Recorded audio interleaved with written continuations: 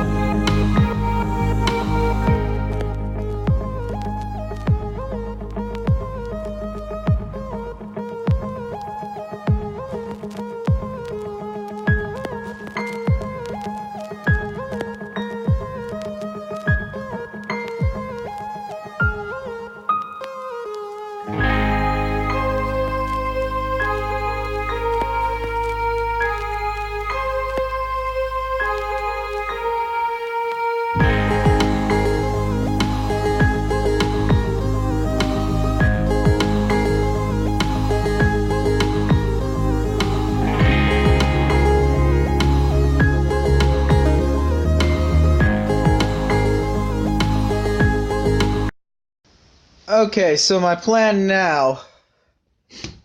I have it all sanded, it's smoothed out. Came out really well. So, my plan now. I noticed that the crack has gotten kind of bigger here, and I thought I'd use that to my advantage. Instead of filling this all in, I thought I would make this kind of a bit of an art piece. This right here, and this right here, they're close, evenly spaced out, and I think it's too good to not to use. So for these actual little cracks right here, I'm planning on cleaning them out, making them all smooth, and then I'm going to kind of widen this out right here, and so it'll just kind of look like it's actually a part of the art piece. I'll build this crack into this pencil holder that I'm making. And so let's see how that one goes. I'm going to do this off screen, and I'll just do it, and then I'll get back to you whenever it's time to sand it. Whenever it's time to sand the inside, and when it's time to finish it. So I'll get back to you. Okay, I got the idea for doing this is from another woodturner a while back. I don't know what his name is, but what I did was I took my Dremel cutting tool and I went in through all of those cracks and I lined them out, and then I took a chisel and just kind of carved it out and then sanded all of it. I think it turned out quite well. See if we can get a better angle at it, but that's kind of what it is. I really like how this piece has turned out. I'm glad it didn't explode on me, as cedar usually does. And the oils from cedar always makes my nose run and my eyes water. But it's worth it because I enjoy doing it, and this is just a very unique piece. I've never done anything like this before. So now I'm going to finish it, and then I'll wrap up the video.